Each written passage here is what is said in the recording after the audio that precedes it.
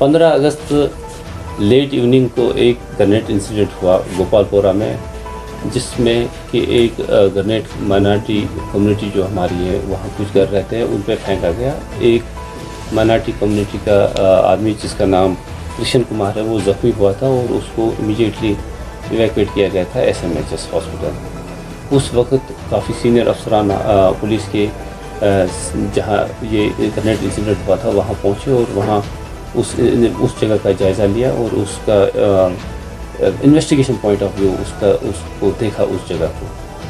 अब इसमें केस एक दर्ज हुआ था। उस केस की इन्वेस्टिगेशन में पुलिस ने काफ़ी सस्पेक्ट्स को लाया, उनकी क्वेश्चनिंग हुई और इस दौरान हमें एक CCTV फुटेज भी मिली जिसमें हमने देखा कि जो इंसिडेंट है उस पे 2 आदमी आ रहे हैं कोई स्कूटी पे, जो कि उन्होंने ग्रेनेड फेंका और फिर निकल गए। बट वो CCTV फुटेज जो है वो क्लियर नहीं है, उसमें आइडेंटिफिकेशन का इशू था कि वो दिखाई नहीं दे रहा है उसमें कौन आ रहे हैं, बट स्कूटी दिख रही है और 2 आदमी।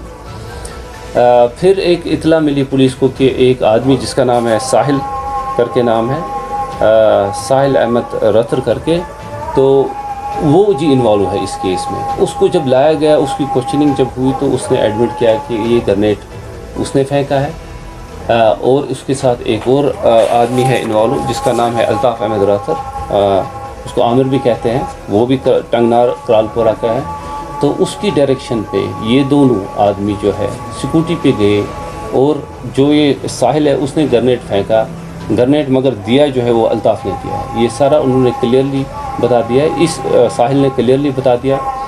इसके बिना पे हमने एक रेड की और इस अल्ताफ़ अहमद रथर के घर पे रेड करके इसको अरेस्ट किया और इस घर के सर्च के दौरान हमें काफ़ी इंक्रिमिनेटिंग मटेरियल मिला LED का, TRF रिलेटेड।